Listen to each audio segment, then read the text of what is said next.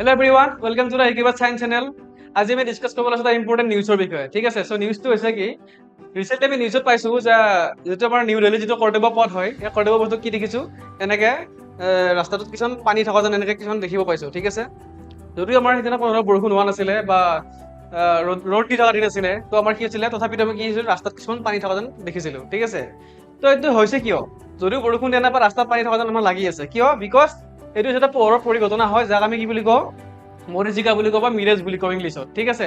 এইটো কিহৰ কাৰণে হয় এইটো হয় পোহৰৰ আভ্যন্তৰীণ পূৰ্ণবৰ্তীকৰণৰ কাৰণে ঠিক আছে সো পোহৰৰ আভ্যন্তৰীণ পূৰ্ণবৰ্তীকৰণ হয় কি ঠিক আছে সেইটো চাওঁ আহা এতিয়া আমি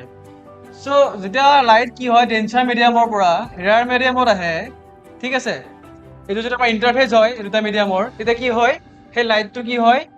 যদি আমাৰ এংগল অফ ইনচিডেন্টটো যদি কি হয় মোৰ দেন ক্ৰিটিকেল এংগল হৈ যায় তেতিয়াহ'লে সেই লাইটটো সেম মিডিয়ামলৈ ঘূৰি যায় ঠিক আছে তাকে আমি কি সিম্পল লেংগুৱেজত আমি তাক কি বুলি কওঁ পোহৰৰ আভ্যন্তৰীণ পূৰ্ণবৰ্তীকৰণ বুলি কওঁ ঠিক আছে তো সেম বস্তুটো আমাৰ ইয়াতো হৈ আছে ঠিক আছে যদি আমি ইয়াক কনচিডাৰ কৰোঁ এই যিটো পাত আছিলে সেই পাতটোৰ যিখিনি ওপৰৰ এয়াৰ আছিলে ঠিক আছে সেই ওপৰৰ এয়াৰখিনি কি আছিলে ছানলাইট এবজৰ্ব কৰাৰ কাৰণে কি হৈছিলে সেই তাৰ যিখিনি ডেনচিটি আছিলে বা তাৰ যিটো ঘনত্ব আছিলে কমি গৈছিলে আৰু তাৰ যিখিনি ওপৰৰ সেইখিনিৰ ওপৰত যিখিনি বায়ু আছিলে বা এয়াৰ মলিকুলছ আছিলে সেইখিনি তাৰ ডেনচিটিটো কি আছিলে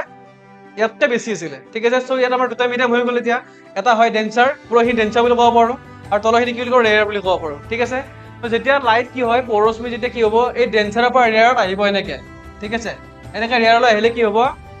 যদি আমাৰ এংগুল অফ ইনচিডেন্টটো কি হয় মোৰ দেন ক্ৰিটিকেল এংগুল হৈ যায় তেতিয়া কি হ'ব সেই লাইটখিনি আকৌ চেম মিডিয়ামলৈ এনেকৈ ঘূৰি যাব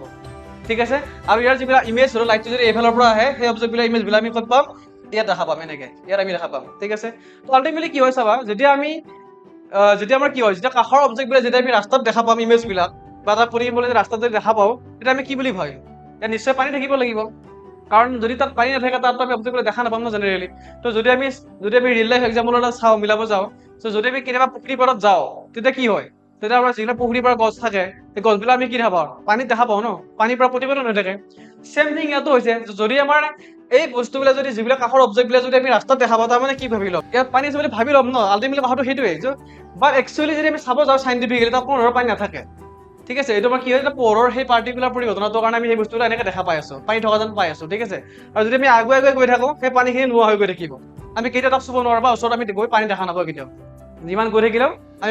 আমি কেতিয়া পানী তাত পাব নোৱাৰিম মানে ঠিক আছে তো এইটো হৈছে কি পোহৰৰ পৰিঘটনা মিৰেজ বা মৰিচিকা হয় এইটোৱেই তো এনেকুৱা ধৰণৰ ইনফৰমেটিভ ভিডিঅ'বিলাক পাই থাকিবৰ কাৰণে আপোনালোকে এই কিবা চাইন্স চেনেলটো ছাবস্ক্ৰাইব কৰিব আৰু ফ'ল' কৰিব থেংক ইউ ফৰ ৱাচিং